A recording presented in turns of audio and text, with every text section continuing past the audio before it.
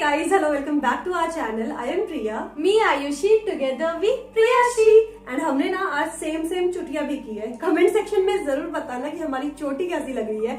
आप बोलोगे दीदी यार हम लोग कहानी सुनने आए हैं, आप क्या अपनी चोटी की बात कर रहे हो? तो ठहरो जरा, अभी हम लोग कहानी पर आने वाले हैं। एंड आज की जो हमारी वीडियो है ना, इसकी जो कहानी होने वाली है वो काफी ज्यादा सेंसिटिव होने वाली है। वो एक बच्चे और माँ बाप के बीच के रिलेशनशिप के बारे में होने वाली है कि जिस तरह हमारे माँ बाप हमारे बेस्ट फ्रेंड होते हैं ना, उसी तरह कभी कभी जाने अनजाने हमारे माँ बाप ना हमारे सबसे बड़े दुश्मन भी बन बैठते हैं।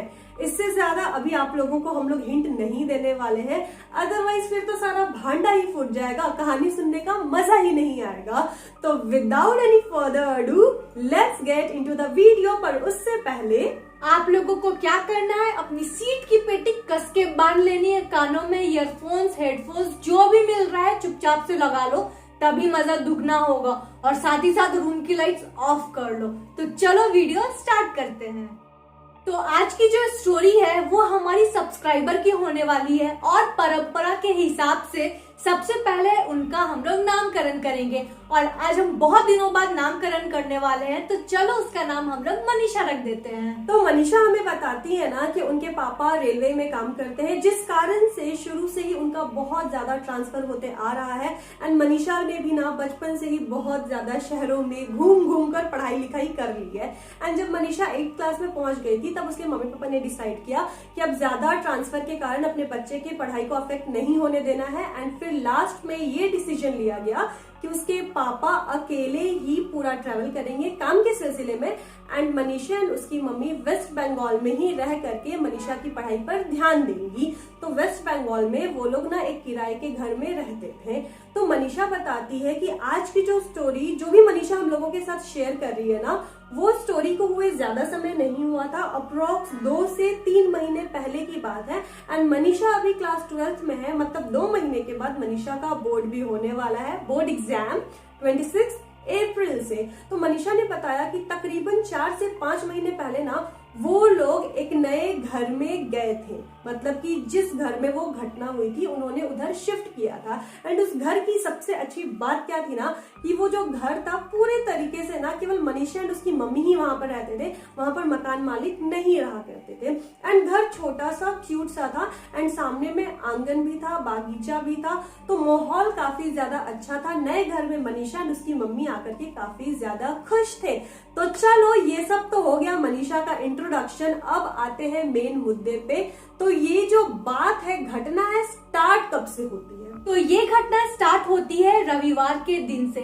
संडे का दिन था और मनीषा सुबह उठ के ब्रेकफास्ट करके आराम से पढ़ाई कर रही थी। और जब वो पढ़ाई कर रही थी हॉल में, बगल में किचन में मम्मी को वो क्या देखती है कि मम्मी उसकी वॉशरूम की ओर जा रही है। तो मनीषा अपनी मम्मी को आवाज लगाती है कि मम्मी अगर तुम वॉशरूम जा रही हो ना तो एक काम करना, गीजर का जो स्विच है उसे ऑन कर देना, थोड़ी देर बाद ना पढ़ के हम नहा लेंगे। लेकिन यहाँ पर मनीषा की बातों का उसकी मम्मी ने कोई भी रिस्पॉन्स नहीं दिया। फिर भी मनीषा को लगा कि मम्मी सुन ली होगी और बहुत ज्यादा जल्दी में होगी। इसके बाद जब मनीषा की मम्मी वॉशरूम से निकली और उसके 2 मिनट बाद मनीषा जब वॉशरूम की ओर बढ़ी, उसने क्या देखा ना कि बाथरूम के फर्श में पूरी तरह से ब्लड बिखरा हुआ है। ये देख के ना मनीषा थोड़ा सा हकबका गई। उसे क्या लगा ना कि उसकी मम्मी पीरियड्स में होंगी और जो पीरियोडिक स्टेन्स होते हैं ना वो गलती से वॉशरूम में रह गया होगा। पहले तो वो बाथरूम को अच्छी तरह से साफ की, उसके बाद क्या की, गुस्सा से मनीषा किचन में गई और अपनी मम्मी को बोली कि मम्मी क्या यार, जब तुम वॉशरूम से आई थी तो अच्छे से कम पानी डाल देना चाहिए था ना, पूरा ब्लड का स्टेन वॉशरूम में फैला पड़ा था। तब यहाँ पर मम्मी ने मनीषा को क्या कहा कि अजब पागल लड़की हो यार तुम, हम अभी तक वॉशरूम तो गए ही नहीं, कहाँ ज्यादा पढ़ने में ध्यान आ रहा है, इतना भी मत पढ़ो। इसके बाद मनीषा बोली कि मम्मी अभी हम बाथरूम में सारा ब्लड साफ करके आए हैं, तुम कैसे झूठ बोल रही हो, ऊपर से तुम गीजर का स्विच भी ऑन नहीं की। इसके बाद मनीषा की मम्मी ने ना उल्टा उसे ही सुना दिया कि ज्यादा फोन यूज मत करो।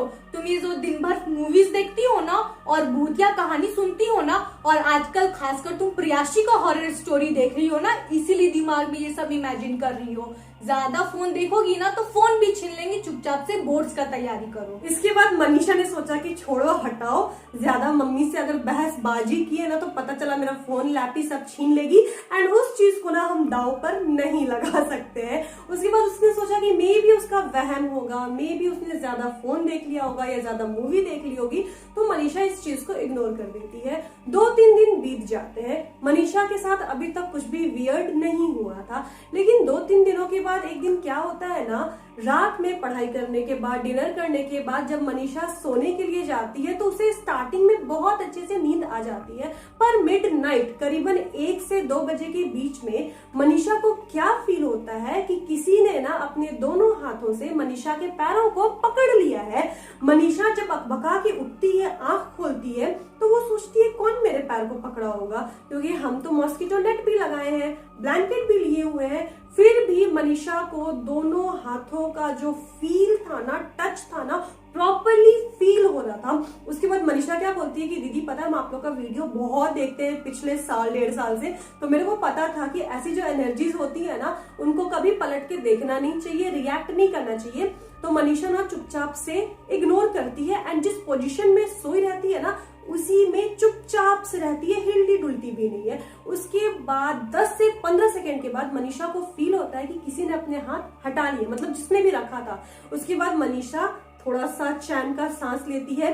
तब तक उसको क्या फील होता है कि उसके हाथ पर, उसका हाथ उसके ब्रेस्ट पर था, किसी ने अपने हाथ रख लिए हैं। यहाँ पर ना मनीषा के होश उड़ गए, उसको समझ नहीं आ रहा था ना कि वो क्या करे। यहाँ पर ना मनीषा चिल्लाना चाह रही थी पर वो चिल्ला नहीं पा रही थी, डर के मारे ना उसने अपनी आंखों को बंद कर लिया था, और बहुत दम लगाने के बाद, भगवान का नाम लेने के बाद उसने बहुत ताकत के साथ ऐसे उसको झटका, अपने शरीर को ऐसे किया, एंड तब उसको फील हुआ कि उसने उसके हाथों को छोड़ दिया है, मतलब जिसने भी पकड़ा था।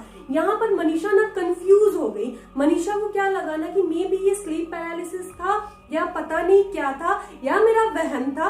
उसके बाद मनीषा फट से अपने फोन का टॉर्च ऑन करती है, उसके बाद रूम का लाइट ऑन करती है, एंड फिर वो देखती है रूम में कोई नहीं है, खिड़कियां बंद है, दरवाजे बंद है, एंड मनीषा को तब लगता है कि नहीं ये मेरा कोई बुरा सपना था, रियलिटी में तो ये सब पॉसिबल नहीं है। ये सारी घटनाओं के बाद से मनीषा को हमेशा लगता था कि उसके साथ कोई ना कोई उसकी मम्मी के अलावा मौजूद है। वो पढ़ती थी तब भी मनीषा को लगता था कि कोई इंसान उसे घूरे जा रहा है। वो नहाती थी फिर भी मनीषा को लगता था कि उसके आसपास कोई तो खड़ा है, किसी का प्रेजेंस उसको फील हो रहा है। मनीषा ने हमसे भी शेयर किया कि पता है दीदी, मेरा दिमाग इतना ज्यादा डिस्टर्ब हो गया था ना कि कुछ दिनों के लिए हम तो आप लोगों का वीडियो देखना भी छोड़ दिए थे, और मम्मी से कहते तो कहते क्या, मम्मी तो उल्टा मेरे को ही डांट देती। तो इसलिए हम भी सोचे कि थोड़ा सा दिमाग रिलैक्स कर देते हैं। मे बी ज्यादा हम ना बोर्ड्स के एग्जाम्स का प्रेशर ले रहे हैं, इसीलिए मेरे दिमाग में ये सारी ऊट पटांग चीजें आ रही हैं। तो मनीषा की लाइफ में ये सब उल जलूल चीजें चली आ रही थी, एंड मनीषा ना इन सब चीजों को इग्नोर ही कर रही थी। कोई भी नॉर्मल इंसान क्या ही करेगा, क्योंकि कुछ भी अभी तक प्रूफ नहीं हुआ था, एंड मनीषा ने अपने सपने में भी नहीं सोचा था ना कि वो आगे कुछ दिनों में क्या फेस करने वाली है। तो बात तब की है ना, मतलब कुछ दिनों पहले की, जब स्कूल खुल चुके थे, एंड मनीषा अपने स्कूल की हेड गर्ल है। एंड मनीषा के स्कूल में क्या रूल है कि जो भी head girl and head boy होते हैं ना, छुट्टी के बाद उन लोगों को सारे क्लासरूम्स में जाकर के देखना पड़ता है कि कोई लड़का या लड़की वहां पर छूट तो नहीं गए हैं, कुछ गलत हरकतें तो नहीं हो रही है, क्लासरूम्स वगैरह लॉक है कि नहीं है। तो एक दिन छुट्टी के बाद मनीषा की ड्यूटी थी अकेले की कि वो ना सारे क्लासरूम्स में जाकर के ये सब चेक करे। तो मनीषा का जो हेड बॉय था, मनीषा का हेड बॉय इसीलिए ना कि हमारे जो हेड बॉय है उनको ना मनीषा के ऊपर भयंकर क्रश था, और उनको मौका चाहिए होता था मनीषा के साथ कुछ पल बिताने का।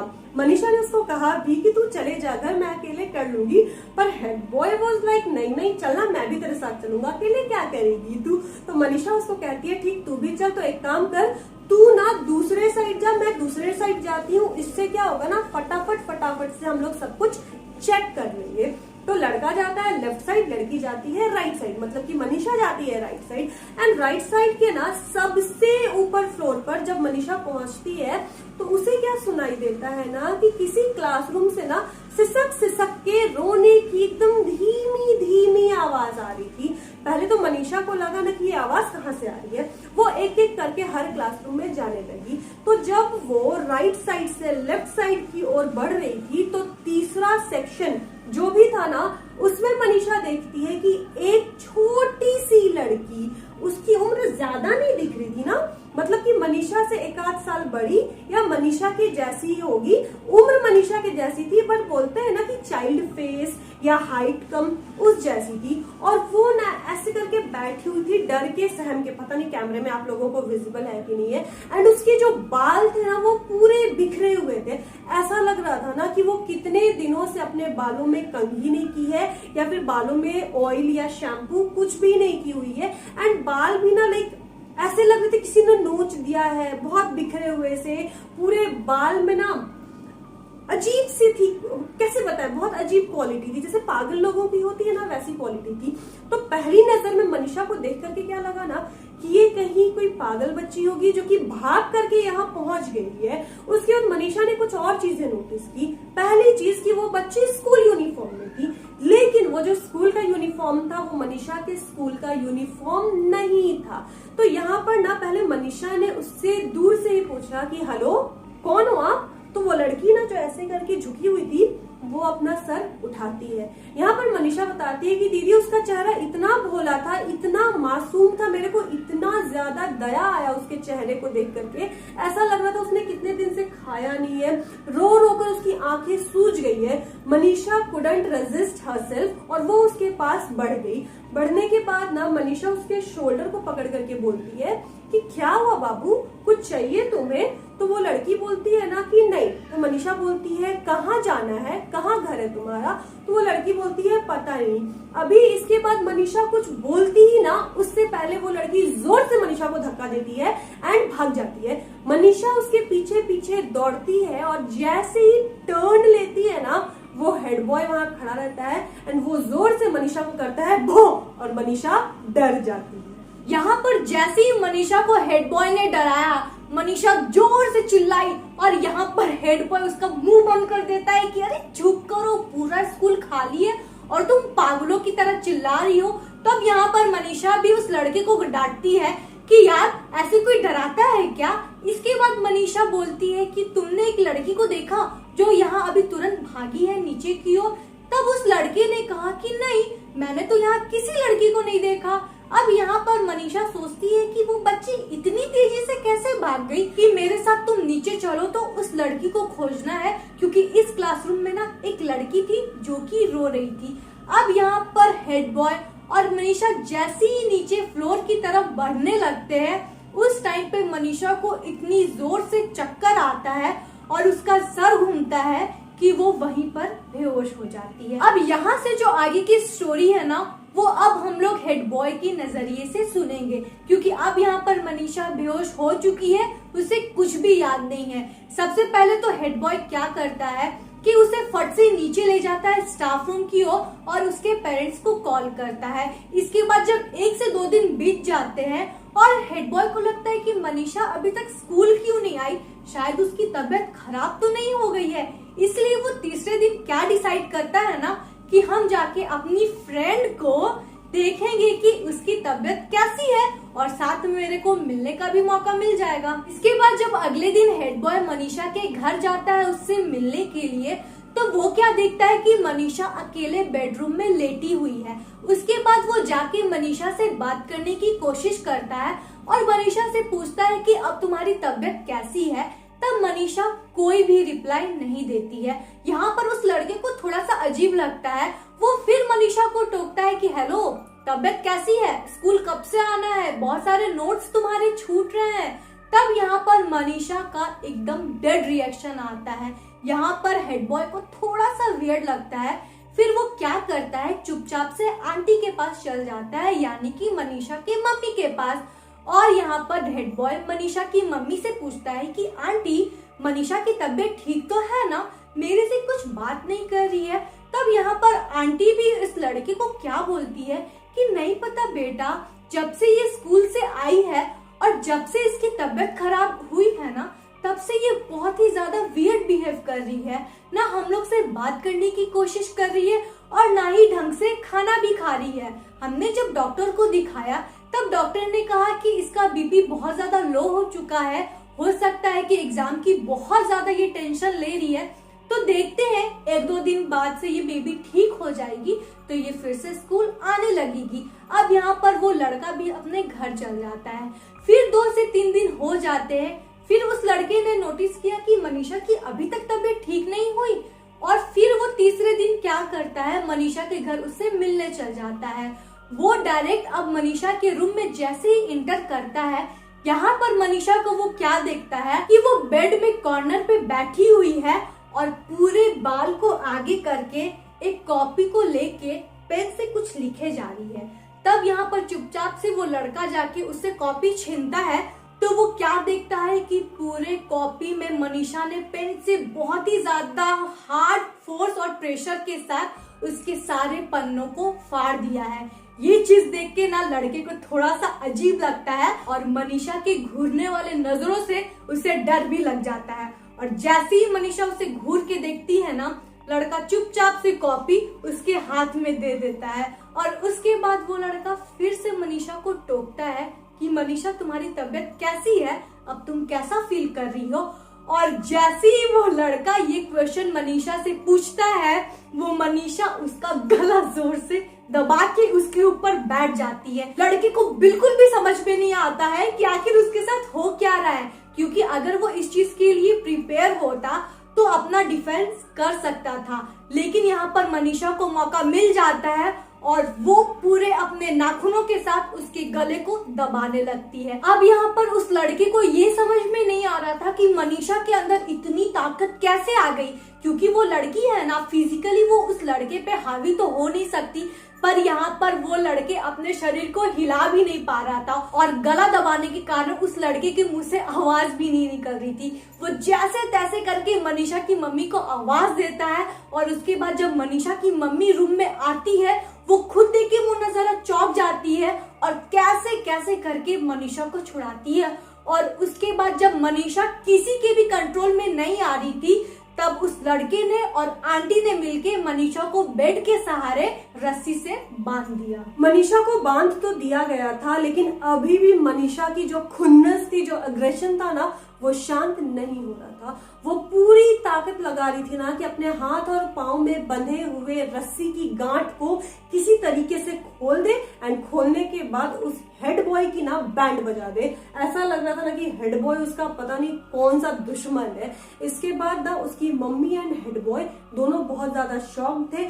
10 मिनट तो वो लोग ना उस ट्रॉमा से बाहर ही नहीं निकल पाए थे। उसके बाद उसकी मम्मी ने बोला कि बेटा ये सब क्या हो रहा है, स्कूल में क्या हुआ था, कुछ ऐसा हुआ था जो तुमने मुझे नहीं बताया है, तो प्लीज मुझे बताओ। तो यहाँ पर ना उस लड़के ने बताया मनीषा की मम्मी को कि आंटी लास्ट दिन जिस दिन इसकी तबीयत खराब हुई थी ना, इसने बस एक चीज मेरे से कहा था कि ऊपर क्लासरूम में एक छोटी सी लड़की थी जो कि रो रही थी और वो इसी को खोजते हुए अभी नीचे जा रही थी, तब तक तो रास्ते में ये बेहोश होके गिर गई।